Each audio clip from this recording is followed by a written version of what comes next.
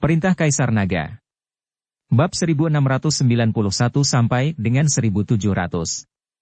Audiobook Novel Silat. Episode 170. Tuan Hu, tunggu, saya akan turun. Dev buru-buru menghentikan Matt. Matt berhenti dan berkata, "Aku bisa memberitahumu, jika kamu mati terbakar, jangan salahkan aku."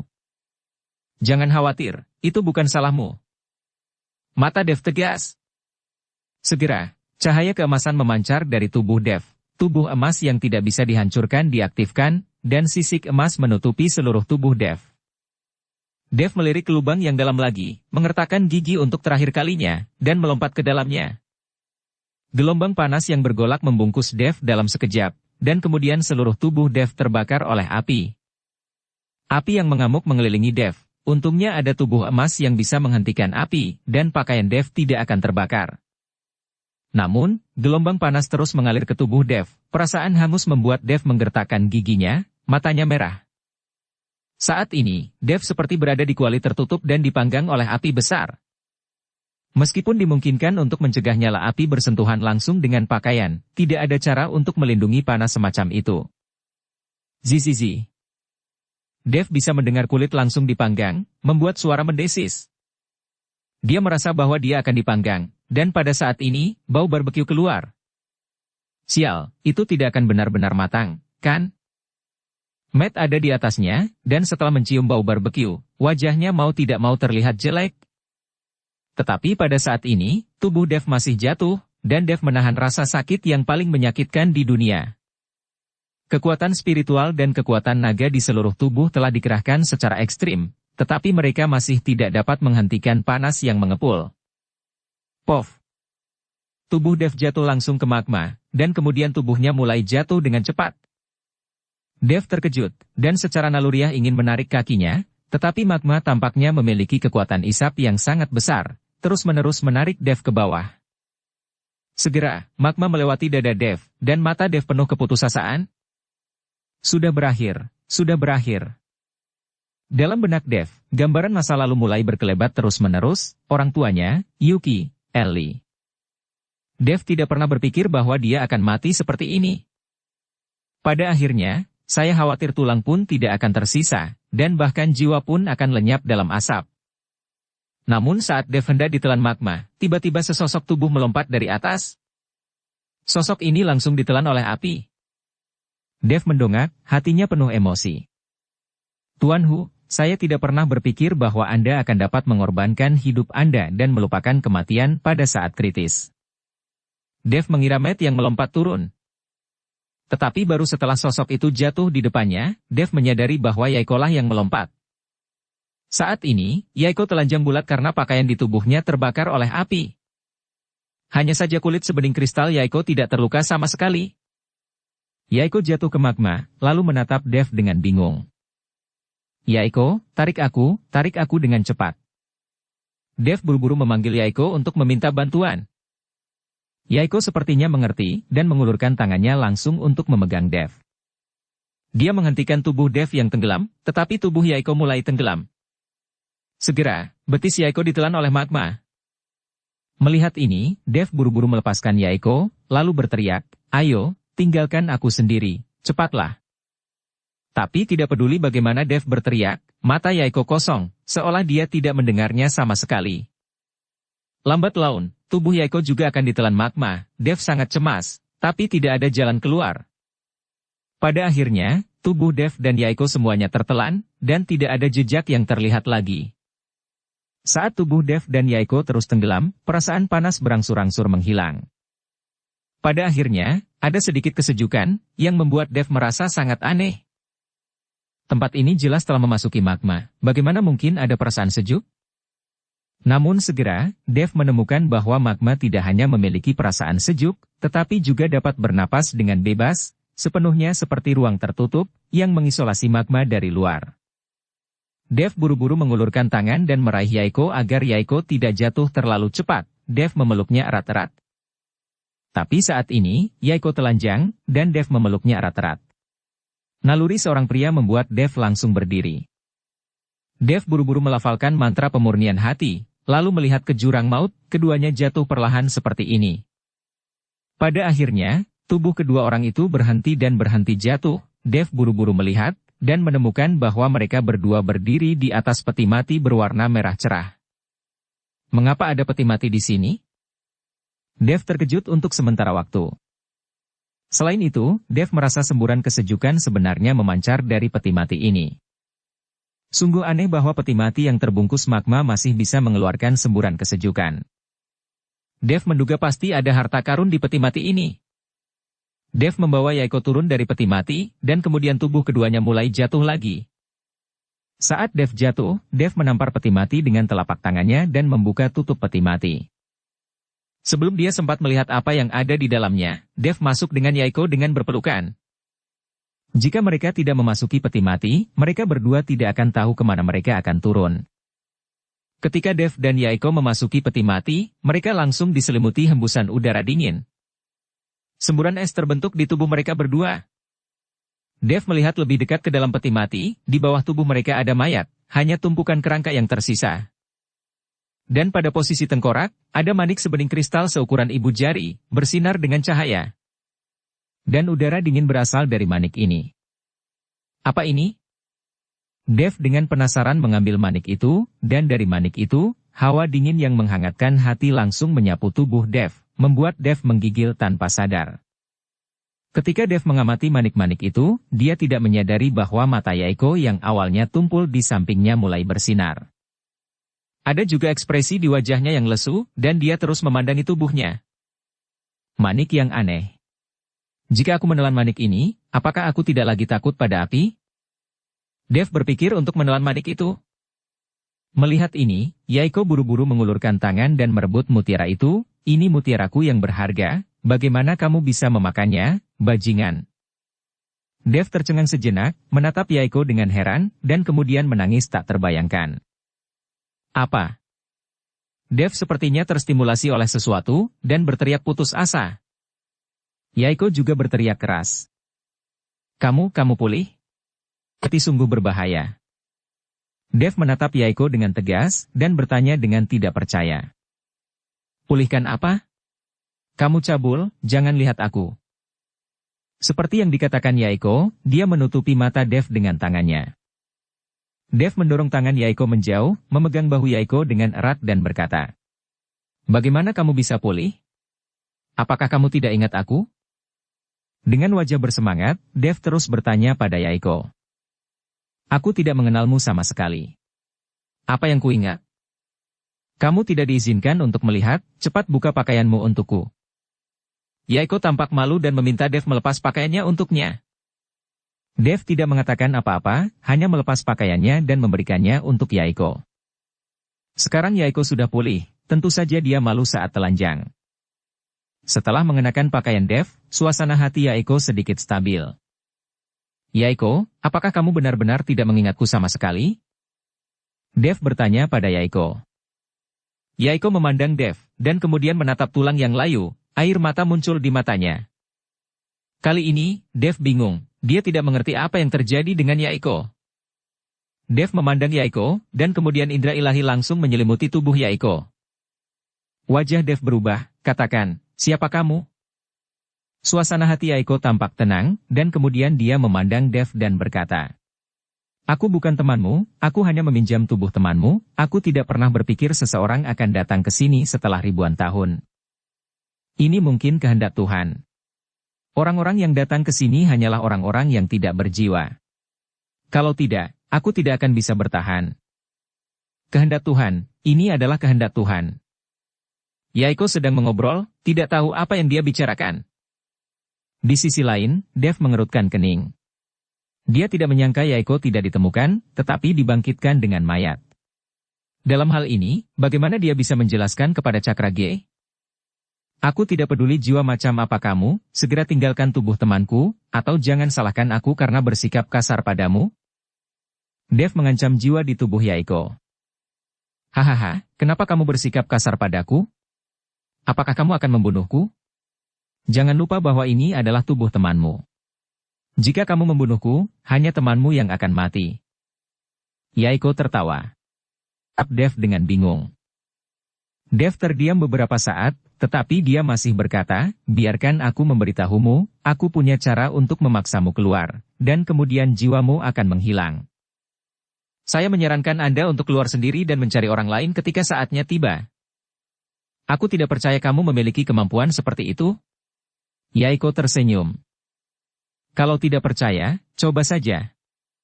Setelah Dev selesai berbicara, cahaya keemasan di tubuhnya berkedip, langsung mengelilingi Yaiko, lalu dia meletakkan telapak tangannya di atas kepala Yaiko, dan seni konsentrasi hati berputar jauh. Segera, ekspresi Yaiko menjadi ganas. Ada juga tatapan ngeri di matanya.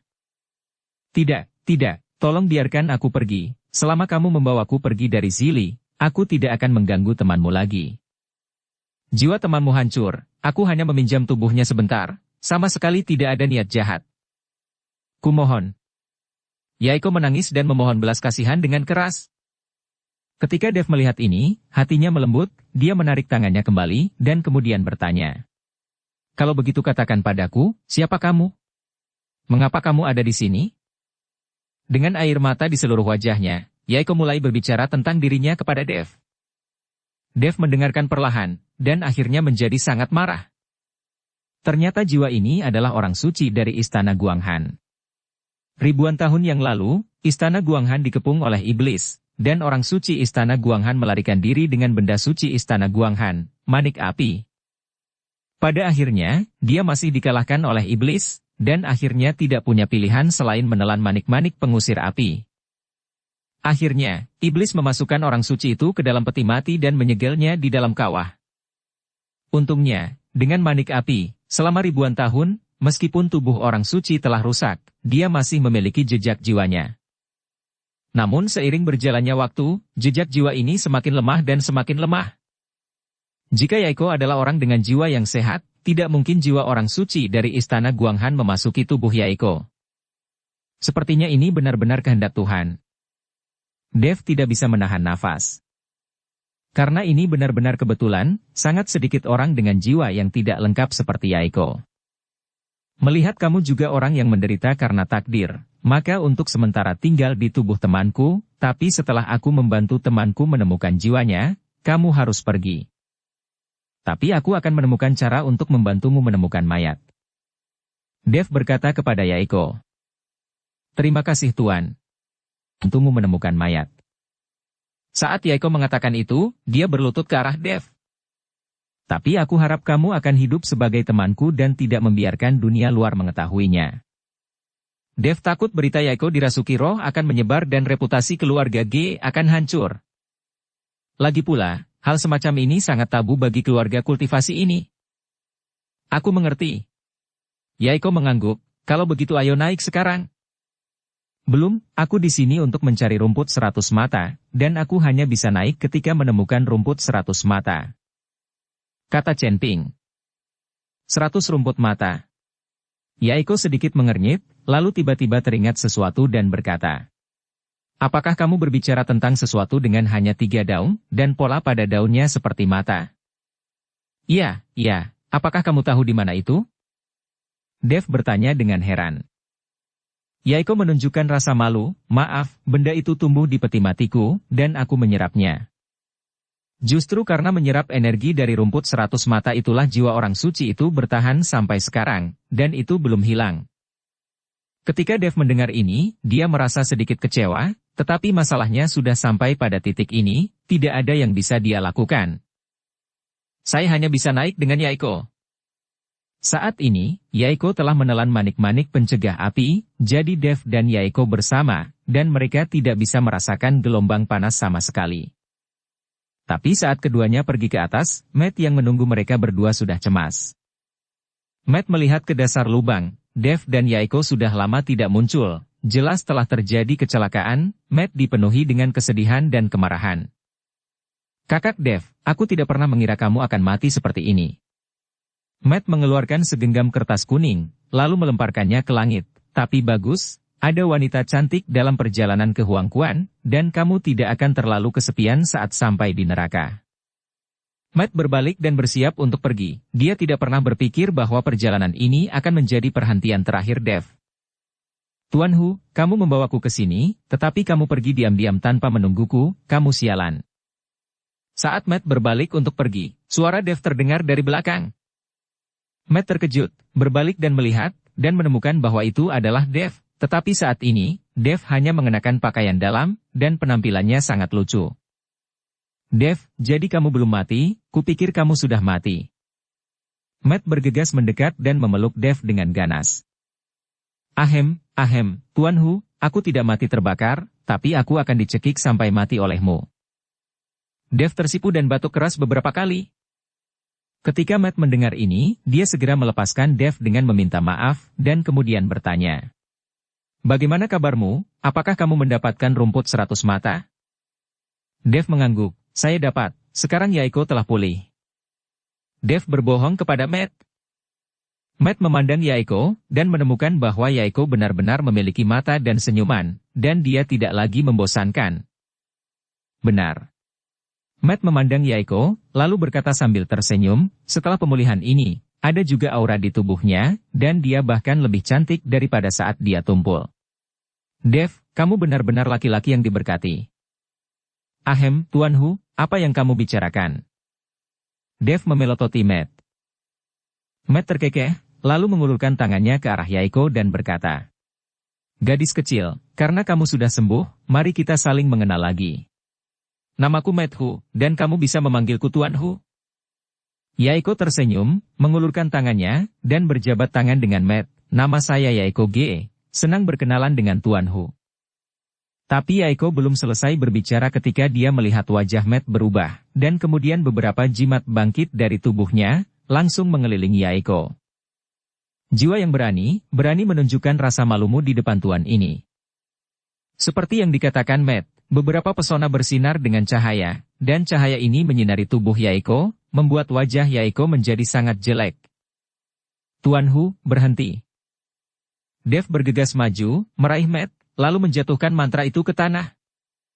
Dev, apakah kamu benar-benar gila? Apakah kamu terpesona oleh wanita ini? Dia dirasuki oleh roh, ini bukan pemulihan sama sekali.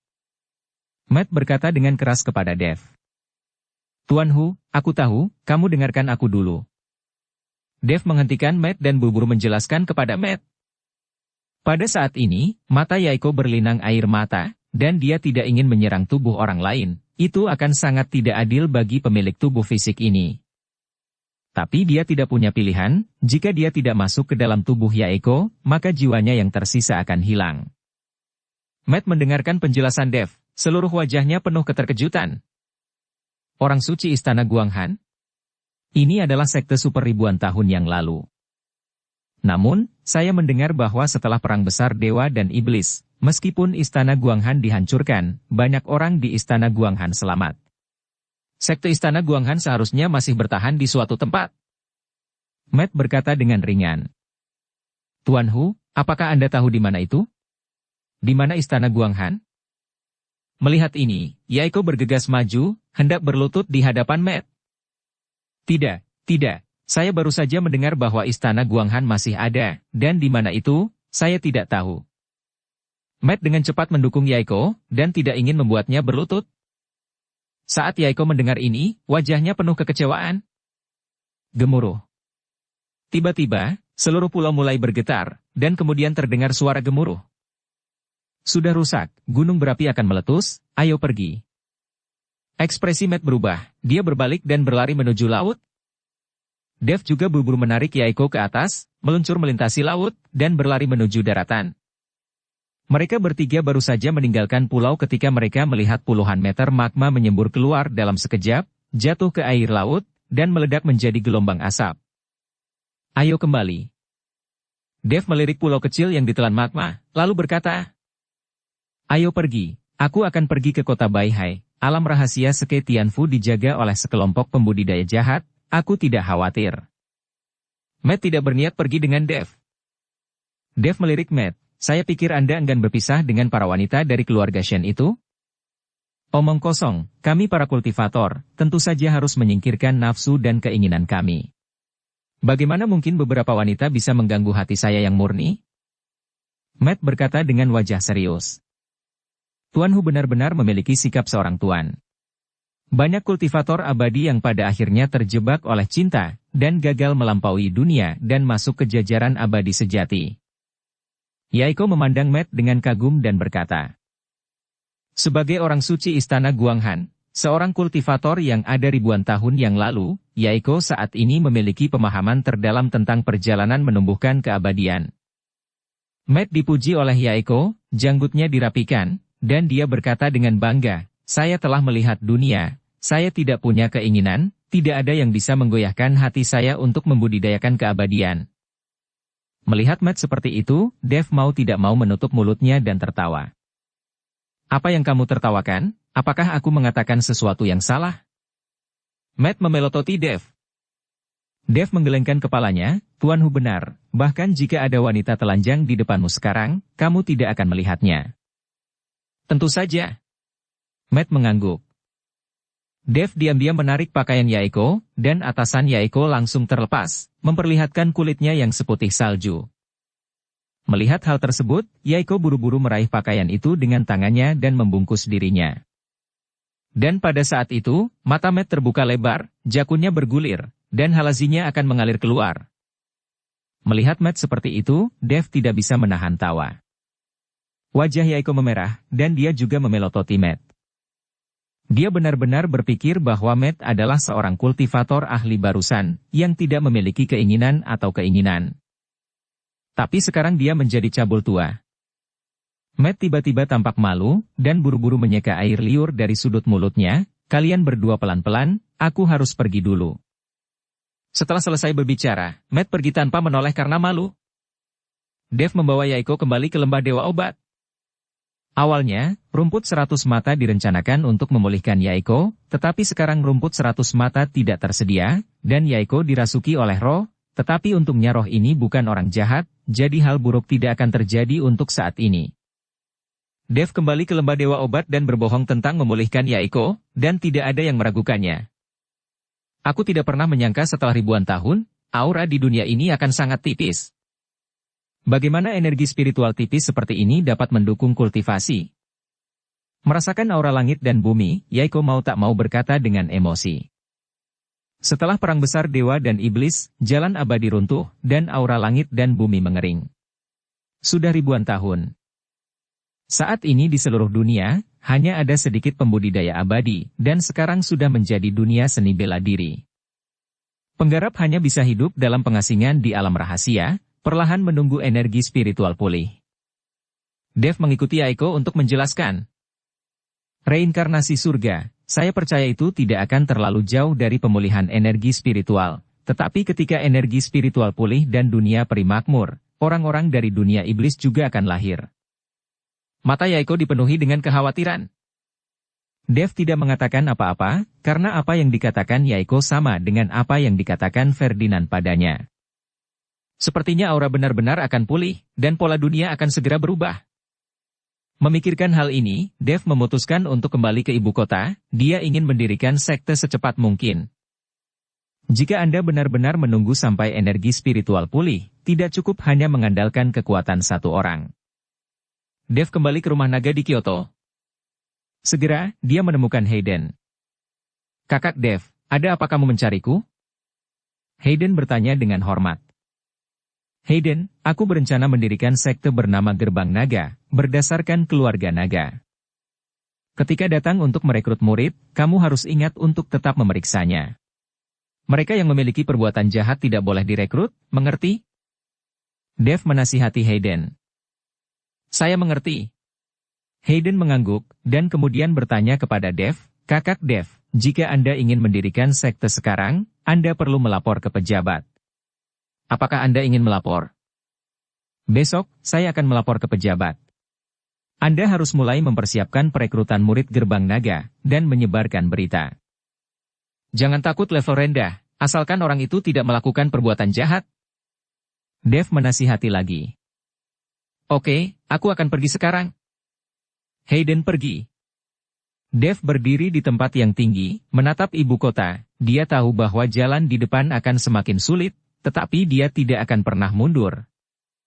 Segera, pesan di forum seni bela diri bahwa sekte Gerbang Naga merekrut murid meledakkan seluruh forum. Sialan, Dev ini mendirikan sekte gerbang naga. Berdasarkan keluarga naga, dia merekrut banyak murid. Dev ini benar-benar luar biasa. Dia telah ditekan oleh aliansi seni bela diri sepanjang waktu, tetapi semakin dia ditekan, dia menjadi semakin kuat. Aku akan bergabung dengan gerbang naga ini, Dev benar-benar hebat. Banyak orang mengungkapkan keinginan mereka untuk bergabung dengan sekte gerbang naga. Alasan utama lainnya mengapa banyak orang ingin bergabung dengan gerbang naga adalah karena besar kemungkinan di masa depan, Lembah Dewa Obat akan memprioritaskan gerbang naga. Lagi pula, pemilik Lembah Dewa Obat adalah Dev sendiri, dan sekarang pemilik sekte gerbang naga juga Dev. Ini seperti Dev membuka dua perusahaan sendiri, tentu saja dia akan mengutamakan dirinya sendiri. Saat berita pendirian sekte Dev dirilis, banyak keluarga sekte mulai memberi selamat padanya. Keluarga Bai, keluarga Dong, keluarga G, Paviliun Gunung Tanpa Bayangan, Lembah Orang Jahat, dan banyak lagi. Di ibu kota semuanya mengucapkan selamat. Awalnya, Larry Zhao dan keempat penjahat itu ingin bergabung dengan gerbang naga, tetapi mereka ditolak oleh Dev. Mereka semua sudah memiliki aula di bawah Istana Naga Langit, Dev adalah pemilik aula, dan orang-orang ini semua mendengarkannya. Namun, Istana Naga Langit bukan milik sekte yang didirikan oleh Dev sendiri. Meskipun Istana Naga Langit mungkin diciptakan oleh ayahnya untuk membuka jalan baginya, Dev tidak ingin duduk diam dan menikmati kesuksesan.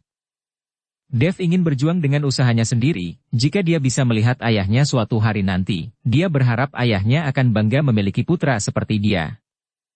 Selain itu, identitas Dev sebagai penguasa Istana Naga Langit juga dirahasiakan, yang dapat digunakan sebagai kartu truf Dev.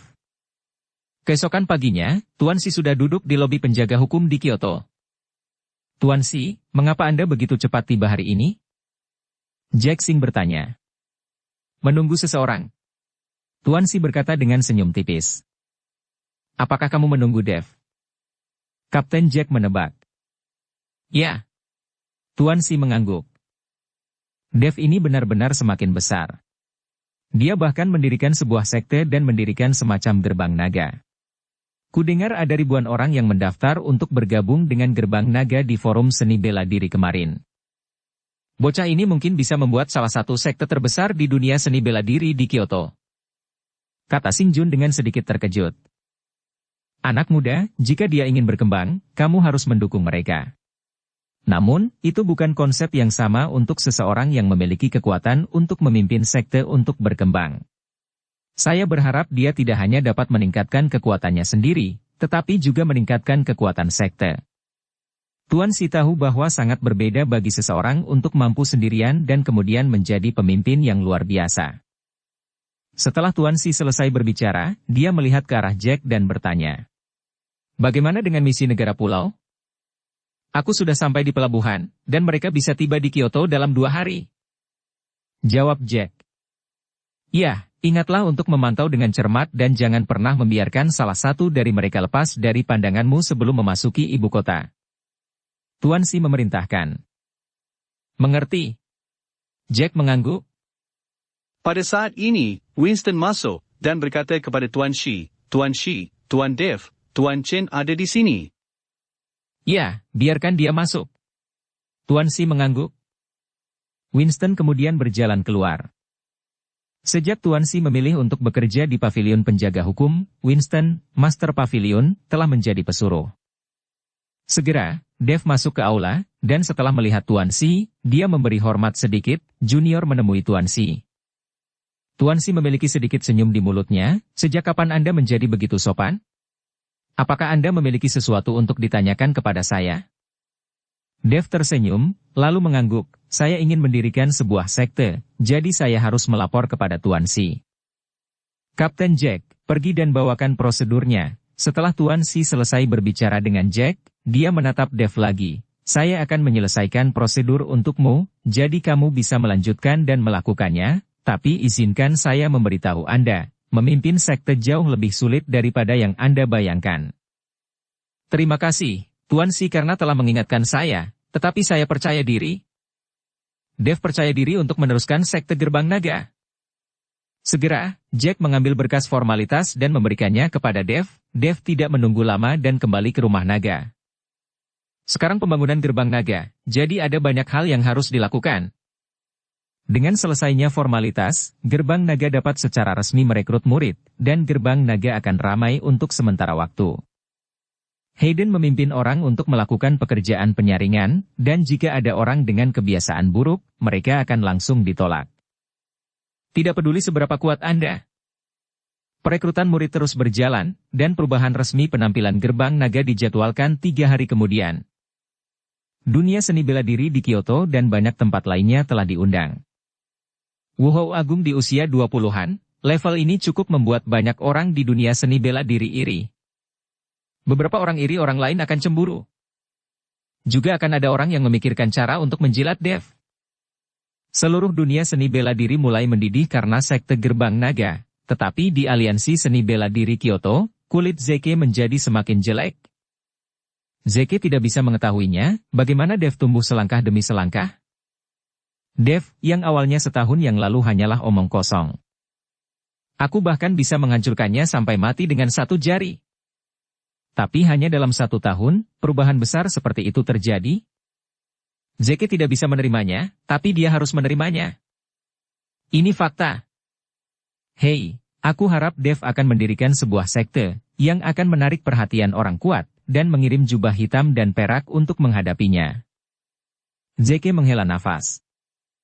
Dia merasa bahwa dia telah bekerja cukup keras dan cukup pintar, tetapi dia tidak mengerti mengapa dia tidak bisa dibandingkan dengan Dev.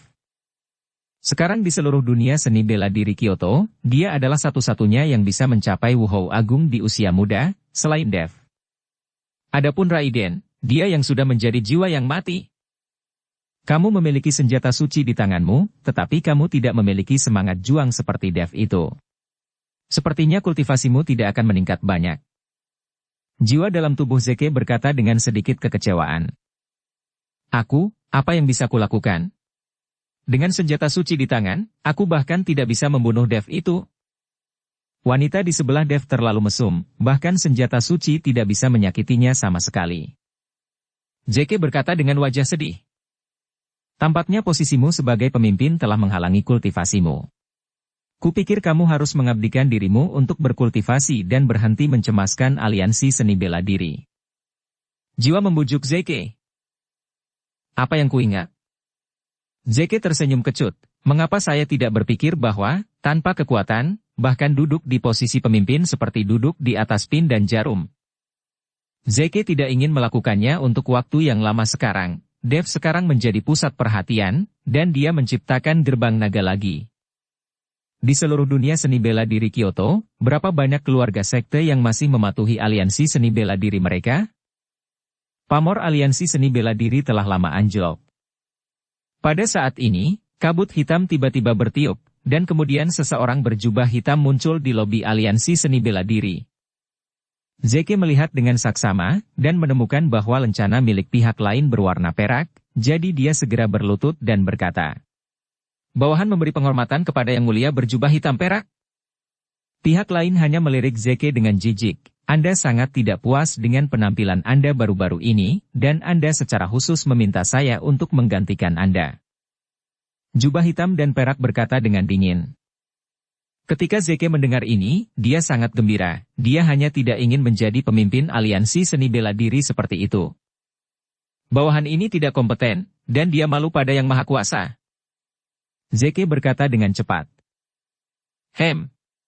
Jahara Hei mendengus dingin, lalu melambaikan tangannya, dan jubah hitam yang menutupi tubuhnya menghilang seketika. Pria berusia 20-an terungkap, dan wajahnya tampan. Melihat ini, Zeke tersentak, karena mereka semua menutupi wajah mereka dengan jubah hitam. Zeke tidak pernah menyangka akan ada pemuda berjubah hitam dan perak. Orang di depannya terlihat beberapa tahun lebih muda dari Zeke, tapi kekuatannya melebihi Zeke. Pada saat ini, Zeke terpukul lagi. Lalu Dev akan mengadakan upacara sekte dalam 3 hari? Tanya Jahara Hei. Ya. Zeke mengangguk. Menghadapi Jahar yang lebih muda, Zeke memiliki perasaan campur aduk di dalam hatinya. Siapkan hadiah yang murah hati, ikuti aku ke sekte gerbang naga dalam 3 hari. Jahara Hei berkata dengan ringan. Tuanku, kita dan Dev itu. Sebelum Zeke selesai berbicara, wajahnya ditampar keras oleh pihak lain. Apakah kamu menentang apa yang aku katakan?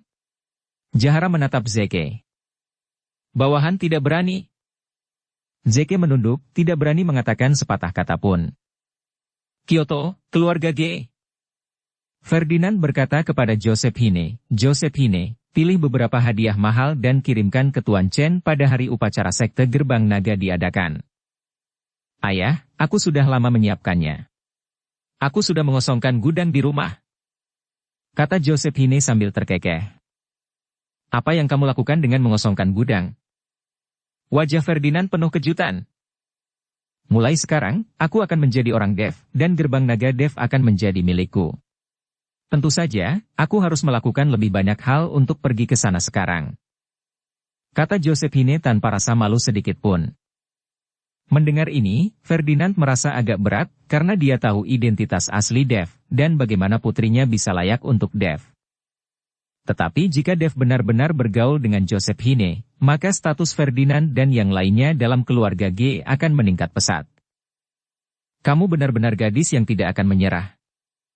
Ferdinand tersenyum kecut, dia memutuskan untuk tidak peduli lagi dengan Joseph Hine, dan membiarkannya mengejar Dev dengan bebas. Pada saat ini, seorang anggota keluarga G datang untuk melaporkan, Patriark, seorang pemuda meminta untuk bertemu dengannya, dan dia berkata bahwa dia berasal dari keluarga Jiang.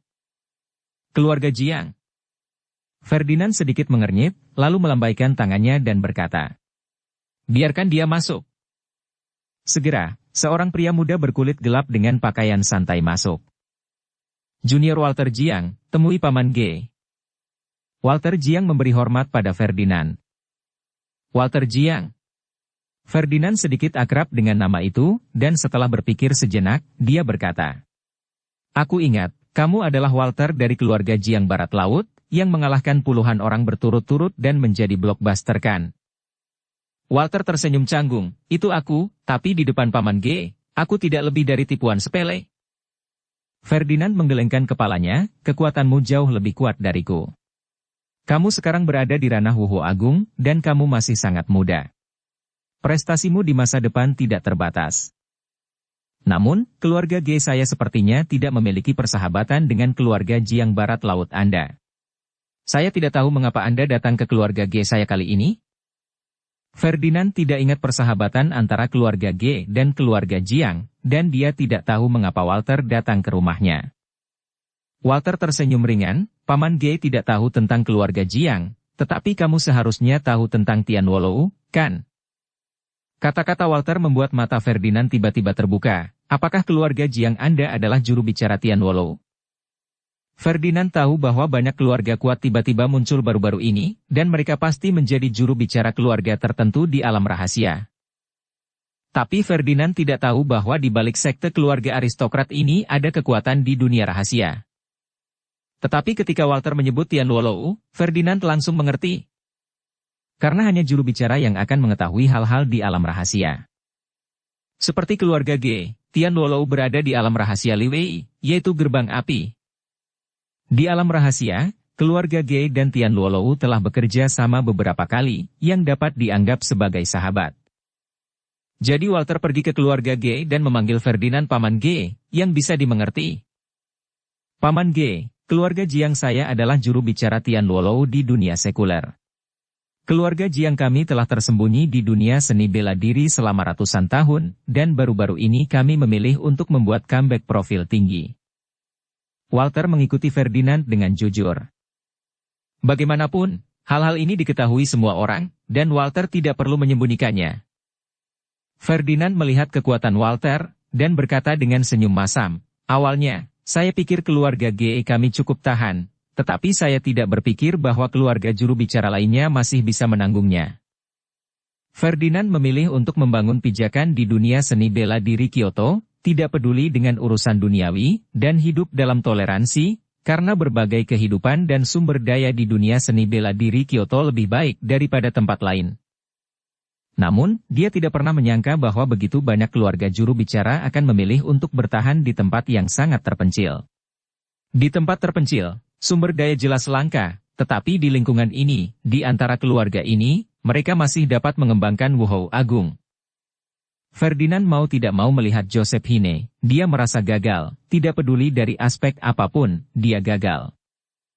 Paman Gerard, sejauh yang saya tahu, akan ada banyak anggota keluarga juru bicara yang datang ke ibu kota dalam 2 hari terakhir. Kata Walter. Datang ke ibu kota? Ferdinand sedikit terkejut, apa yang mereka lakukan di ibu kota? Apakah itu untuk menarik perhatian pihak berwenang?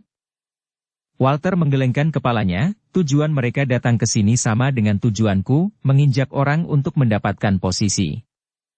Kali ini Ferdinand tercengang, orang-orang ini semuanya kuat, apakah mereka masih perlu menginjak orang lain? Datang ke ibu kota? Ferdinand sedikit terkejut, apa yang mereka lakukan di ibu kota? Apakah itu untuk menarik perhatian pihak berwenang? Begitu. Gerbang Naga Dev akan mengadakan upacara dalam 2 hari. Orang-orang ini tidak di sini untuk menginjak Dev, kan? Tanya Joseph Hine. Tanpa menoleh karena malu. Walter mengangguk. Saat ini, di dunia seni bela diri di Kyoto, orang yang paling terkenal tidak lain adalah Dev, jadi semua orang ingin menginjaknya. Lalu kamu datang ke ibu kota untuk menginjaknya. Joseph Hine sedikit mengernyit, wajahnya sedikit jelek. Sebelum Walter dapat melihat bahwa Joseph Hine tidak senang, dia mengangguk dan berkata, tentu saja, selama siapapun mengalahkan Dev, reputasi dunia seni bela diri di Kyoto akan meroket, yang sangat penting untuk perkembangan masa depan dari keluarga. Siapapun yang menginjak Dev menentang keluarga GE saya, dan kami tidak akan pernah berpangku tangan. Joseph Hine berkata dengan tajam. Walter terkejut sesaat, lalu menatap Ferdinand, Paman G, apa maksud Nona G? Mungkinkah keluarga G ada hubungannya dengan Dev? Tentu saja Ferdinand tidak akan mengatakan bahwa Dev adalah penguasa istana Raja Langit dan keluarga G adalah awal istana Naga Langit.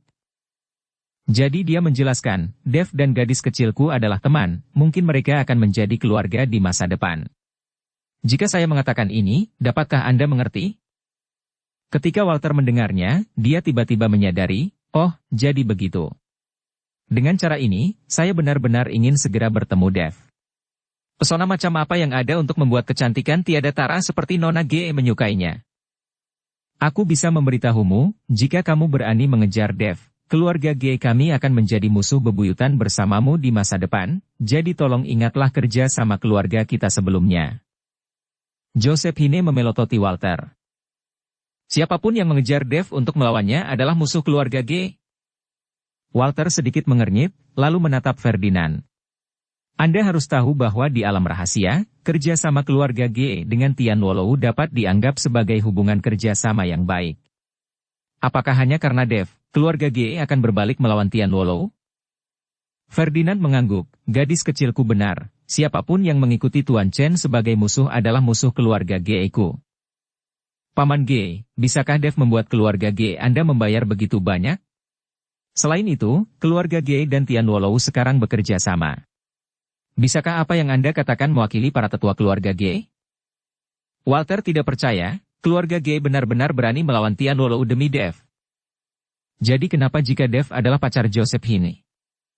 Keluarga Ferdinand memiliki status yang sangat rendah di keluarga G, jika tidak, mereka tidak akan dikirim ke dunia sekuler untuk bertindak sebagai juru bicara. Izinkan saya memberitahu Anda, apa yang saya katakan, tetua klan kami akan mengatakan hal yang sama. Jika Anda benar-benar berani untuk tidak menghormati Tuan Chen, saya percaya bahwa tetua klan tidak hanya akan memutuskan kerjasama dengan Tian Wolou Anda, tetapi juga membayar berapapun harganya. Biarkan Tian Wolou kamu menderita. Ferdinand berkata dengan serius dengan wajah serius. Walter memandang Ferdinand seperti itu, dan tidak ingin membuat lelucon, jadi dia tersenyum ringan dan berkata, Paman G, saya tidak punya keluhan dengan Dev itu, jadi mengapa saya menargetkan Dev itu, tapi saya tidak berpikir Paman G akan tahu bagaimana berkomunikasi secara normal. Apakah kamu keberatan? Walter sudah membicarakan hal ini, apalagi yang bisa dikatakan Ferdinand? Bukankah masih mungkin bagi orang untuk bertukar pikiran? Anda harus tahu bahwa dalam dunia persilatan, bertukar pikiran adalah hal yang sangat normal. Tidak masalah untuk pertukaran dan diskusi, tapi itulah intinya. Jika kamu mengambil keputusan, kamu akan menjadi orang yang menyesalinya. Ferdinand mengancam Walter. Tidak, karena Dev itu adalah setengah dari keluarga G. Dia berada di depan yang sama dengan Tian Luolou kita, bagaimana aku bisa mengganggu? Walter buru-buru berjanji. Bersambung ke episode 171. Dukung kami dengan subscribe, follow, like, komen dan share. Terima kasih.